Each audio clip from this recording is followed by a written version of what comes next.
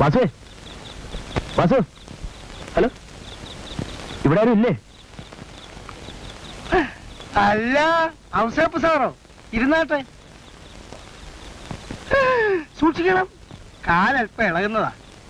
അല്പം കാലം നിളകി പോകാമെന്ന് കരുതിയാ ഇങ്ങോട്ട് പോന്നത്. അയ്യോ, അതിനെന്താ? ഈ ഗോമതിയെ, ഗോമതി, കള്ളിന് എന്തുകൊണ്ടി നാക്കത്തും തൊട്ട് വെക്കാന്? വലിയ പട്ടണത്തിൽ നിന്ന് വരുന്നവര് ഇവിടെ ഉള്ളതൊക്കെ തിന്നുവാ. എന്ന് കരുതി തൊന്തര പിടിച്ച് നാക്ക് നീ സൂക്ഷിച്ചു വെച്ചോളാം. ആര് പറയുന്നത് കരുതിയല്ലേ സാറിഞ്ഞോട്ട് വന്നിരിക്കുന്നത്? ഓ, പിന്നെ ഞാനിപ്പോ വിളിച്ചു പോവാൻ പോവാ. അല്ല പിന്നെ എന്നാലേ സാറ് കഴിച്ചോണ്ടിരുന്നട്ടെ. ഞാനേ നിരപ്പലക ഇടാതാ വന്നത്. ഞാൻ കട അടച്ചിട്ട് വരട്ടെ. വാസു, വാസു പോയാല് പെട്ടെന്ന് ആരെങ്കിലും വന്നാലോ? സാർ ഇങ്ങനെ പേടിച്ചാലോ? ഗോമതിയെ, ആ കട വന്ന് ചാരിയേ സാർ അകത്തുത്തി എന്നാട്ടെ.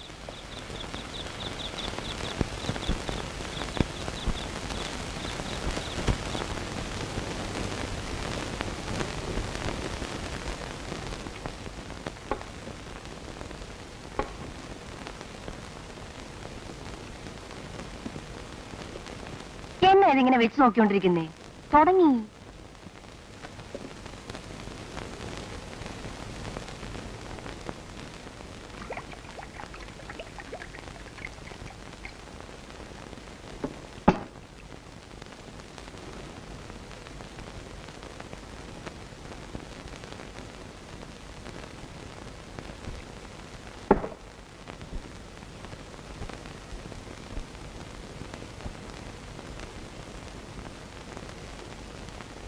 എന്നാ ഞാൻ ഇറങ്ങട്ടെ, നേരെ ഒത്തിരിയായി.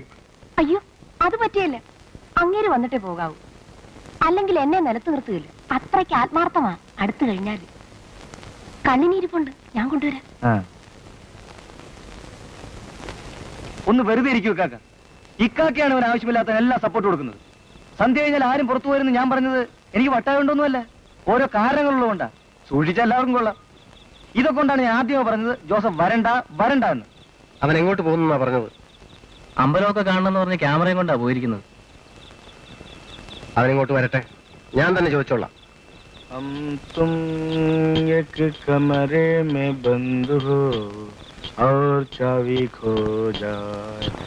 ഔസേപ്പ് പാടുവോ?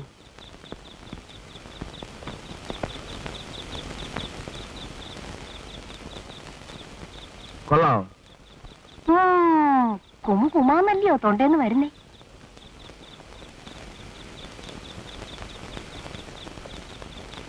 ഔസേപ്പൂഞ്ഞെന്താ ഒരുമാതിരി വല്ലാതെ നോക്കുന്നേ? ഒരു നിറം മനസ്സിൽ വിചാരിച്ചു. ചോപ്പാണോ? അതെ. എങ്ങനെ മനസ്സിലായി? അതൊക്കെ എനിക്ക് പറയാൻ കഴിയും. ജ്യോതിഷമായിരിക്കും. സാമുദ്രിക ലക്ഷണം നോക്കി പറയാൻ പറ്റും. സാമുദ്രി എന്ന് വെച്ചാ ദേഹത്ത് വല്ല ചതവോ മറുകോ മറ്റോ ഉണ്ടെങ്കിൽ അത് നോക്കി പറയാൻ പറ്റും. അങ്ങനെ വല്ലതും ഉണ്ടോ? ഇവിടെങ്ങാണ്ടൊരു പാടുള്ള പോലെ തോന്നുന്നു. അതുള്ളവരെ പൊന്നരിഞ്ഞാണ് ഇടുമെന്നാ പറയുന്നേ. തൊട്ടു നോക്കിയാലേ പറയാൻ പറ്റൂ. അയ്യോ, അതൊന്നും വേണ്ട. ആരെങ്കിലും കാണും. കൊച്ചു കള്ളേ, അപ്പൊ അതാണ് കാര്യം. ആരെങ്കിലും കാണും. ആരും കണ്ടില്ലെങ്കിൽ നോ ഒബ്ജക്ഷൻ അല്ലേ? ഔസേപ്പ് കുഞ്ഞിന്റെ കയ്യിലിരിക്കുന്ന ഈ പെട്ടി എന്നതാ? പടം പിടിക്കുന്നോ? ഗോമതി ഒരു പടം എടുക്കട്ടെ, നന്നായിരിക്കും. പടം എടുത്തു, പക്ഷെ എടുത്ത കാര്യം ആരോടും പറയല്ലേ, അങ്ങേരോട് പോലും. പെരുങ്കള്ളി, നീ ബുദ്ധിപരമായി സംസാരിക്കുന്നു. എന്തായാലും വാസു അറിയരുത്, അത്രയല്ലേ ഉള്ളൂ. ഏറ്റിരിക്കുന്നു. പിന്നെന്താ നോക്കിയിരിക്കുന്നേ? എടുത്താട്ടെ. ഇനിയും താമസിച്ചാ പൊട്ടൊക്കെ വേർപ്പി പടരും. പക്ഷേ ഫിലിം ലോഡ് ചെയ്യാൻ ഒരു ഇരുട്ടുമുറി വേണം. അകത്തെ മുറി നല്ല ഇരുട്ടാ. ഇരുട്ടുമുറി എന്നാ ഞങ്ങളൊക്കെ വിളിക്കുന്നത്. വന്നാട്ടെ.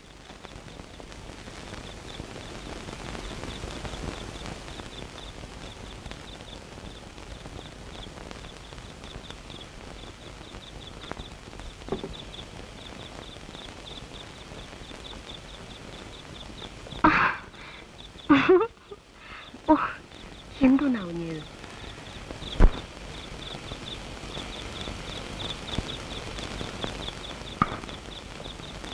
ഗോമതിയേ, ഗോമതി,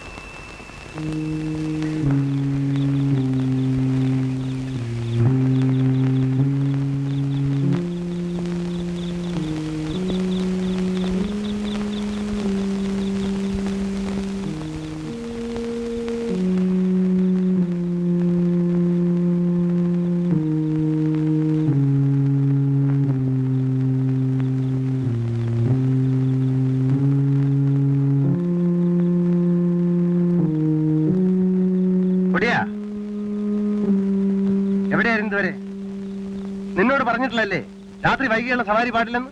അമ്പലത്തിൽ നിന്ന് വരുമ്പോ ഫുട്ബോൾ വലുപ്പത്തിലൊരു തീ കൊണ്ട് എന്റെ നേരെ കയറി വന്നു. അതറിയോ? എന്നിട്ടെന്താ എന്റെ ഷൂ കത്തിയെറിഞ്ഞ കണ്ടു.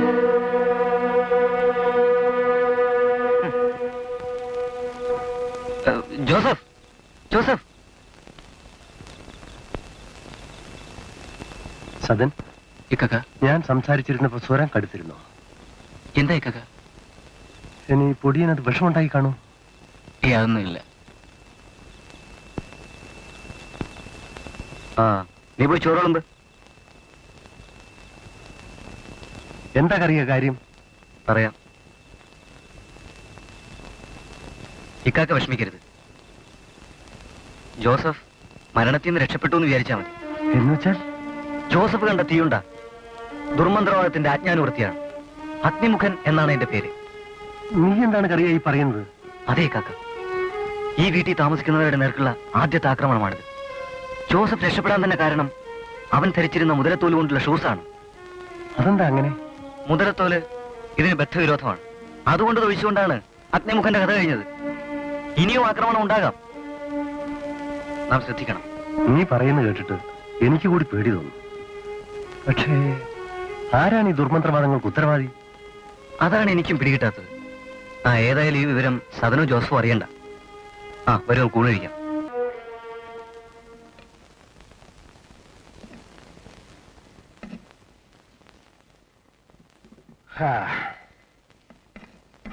പൊടിയും വന്നില്ലേ? അവന് ചിലർ പണക്കൊക്കെ ഉള്ള കൂട്ടത്തിലല്ലേ.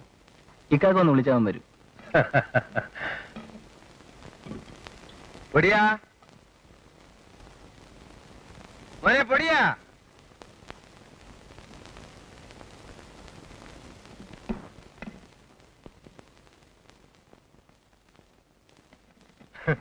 നീ എന്താടാ പൊടിയാ ചെറിയ പിള്ളേരെ പോലെ എന്തെങ്കിലും പറഞ്ഞാൽ കാര്യമായി എടുക്കാതെ പിണങ്ങുന്നത്?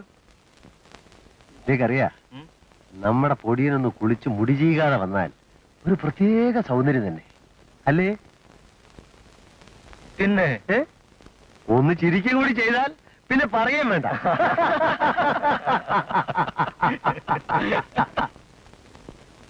ജോസഫ്, നിന്റെ രക്ഷ എവിടെ?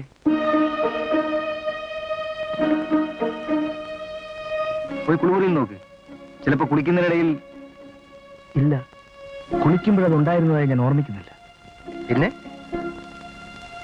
അമ്പലത്തിന് വരുന്ന വഴി നീ വല്ലയിടത്തും കയറിയോ? ഇല്ല.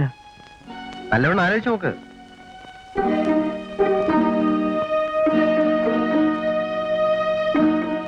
ചിലപ്പോ വാസുവിന്റെ വീട്ടിലോ മറ്റോ കാണുമോ? നീ വാസുവിന്റെ വീട്ടിൽ കയറിയോ? അതെ, വരുന്ന വഴിക്ക് വാസുവിന്റെ വീട്ടിൽ. അവിടെ ആരുണ്ടായിരുന്നു? വാസു. വാസു കുറച്ചു നേരത്തെ പുറത്തു പോകുന്നു കണ്ടല്ലോ.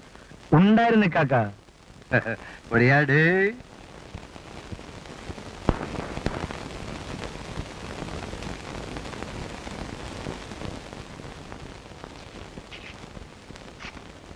സദൻ, വെണ്ടയ്ക്ക, പാവയ്ക്ക, മുരിങ്ങയ്ക്ക, പുളി, പച്ചമുളക്. എന്താ പോരെ? ഉരുളക്കിഴങ്ങ് വേണ്ടേ? അവൻ ഗ്യാസ് ഉണ്ടാക്കുന്ന സാധനം എന്തിനാ? ആട്ടെ, ആരാ വാങ്ങിക്കാൻ പോവാ? ജോസഫിനെ ഇത്രയും നേരം നോക്കിയിരുന്നു. ഇനി ഞാൻ തന്നെ പോവാം. ഇവനെ കൊണ്ട് തോറ്റു. ഇവനിത് എവിടെ പോയി കിടക്കുക?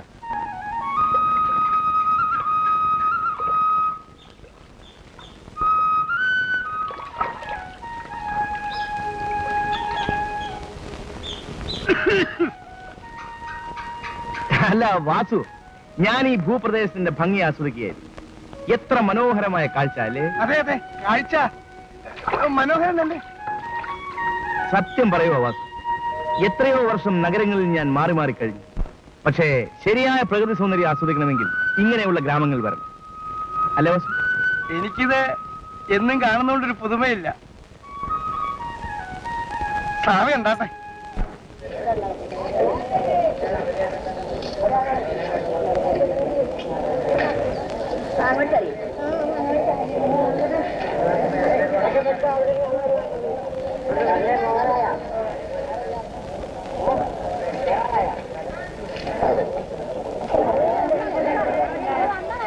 സായിപ്പേ,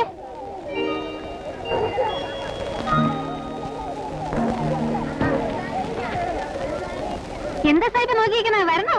എല്ലാം ഉണ്ട്.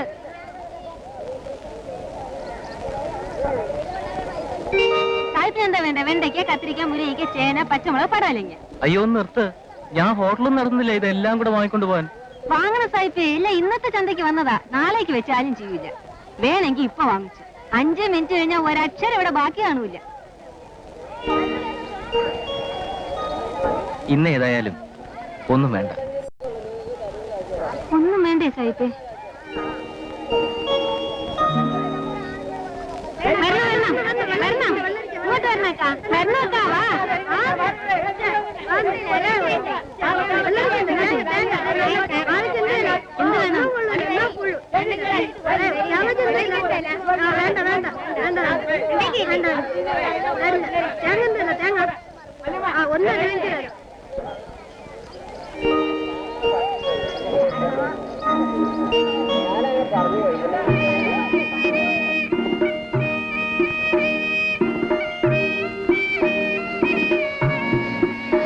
അഞ്ച് മിനിറ്റിനുള്ളിൽ വാങ്ങിച്ചില്ലെങ്കിൽ ഒന്നും കാണില്ലെന്ന് പറഞ്ഞിട്ട് സാഹിബിന് വേണേ വല്ലതും വാങ്ങിയിട്ട് എനിക്ക് പോകാൻ തിരക്കുണ്ട്. എനിക്ക് വേണം. എന്താ വേണ്ടേ? ഇത് മുഴുവനും വേണം. മുഴുവനോ? അയ്യോ, തോന്നെ കാശാവും. എത്ര രൂപയാവും? 20 രൂപയാകും. 25 രൂപയുണ്ട്. ഞാൻ 20 പറഞ്ഞുള്ളൂ. അറിയാം, 5 രൂപ ഞാൻ കൂടുതൽ വന്നതാ. എന്നെ സായിപ്പെന്ന് വിളിച്ച് ബഹുമാനിച്ചു. ആരാ പറഞ്ഞ ഞാൻ സായിപ്പാണെന്ന്? കണ്ടപ്പോ അങ്ങനെ തോന്നി. ആ പിന്നൊരു വ്യവസ്ഥ, എനിക്കിതും ചോന്നുകൊണ്ട് വീട്ടിലൊന്നും പോകാൻ പറ്റില്ല. വീട് വരെ കൊണ്ടു തരണം. ഓ, ഇതൊന്ന് പൊക്കി വെച്ച് തന്നാ മതി.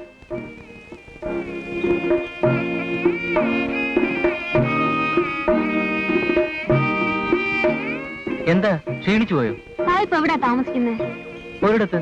ഇനി ഒത്തിരി ദൂരം ഉണ്ടോ? ആ എന്താ? ഒന്നുമില്ല, അറിയാൻ വേണ്ടി ചോദിച്ചതാ. 5:30 മണിക്ക് ചെന്നാലേ വായനശാലയിൽ നിന്ന് ബുക്ക് കിട്ടും. കച്ചവടം ചെയ്യുന്നതിനിടയിൽ എങ്ങനെയാ പുസ്തകം വായിക്കുക? സ്കൂളിൽ നിന്ന് വരുമ്പോഴേ ഞാൻ ചന്തയിൽ പോകും. രാത്രി എന്ന പുസ്തകം വായിക്കും. സ്കൂളിലാണോ പഠിക്കുന്നത്? ഇത്രയായിട്ടും എത്രയല്ല പഠിക്കുന്നത്? 9. 3-ാമത്തെ വർഷമാ. ആഹാ. അയ്യോ, മണി ഒത്തിരിയായി. വായനശാല അടച്ചാലോ? ശരി, ഇനി ഞാൻ കൊണ്ടുപോയിക്കോളാം. എന്താ തന്റെ പേര്? അത് മാത്രം ഞാൻ പറയത്തില്ല. പറഞ്ഞില്ലെങ്കിലേ ഞാൻ മദാമേന്ന് വിളിക്കും.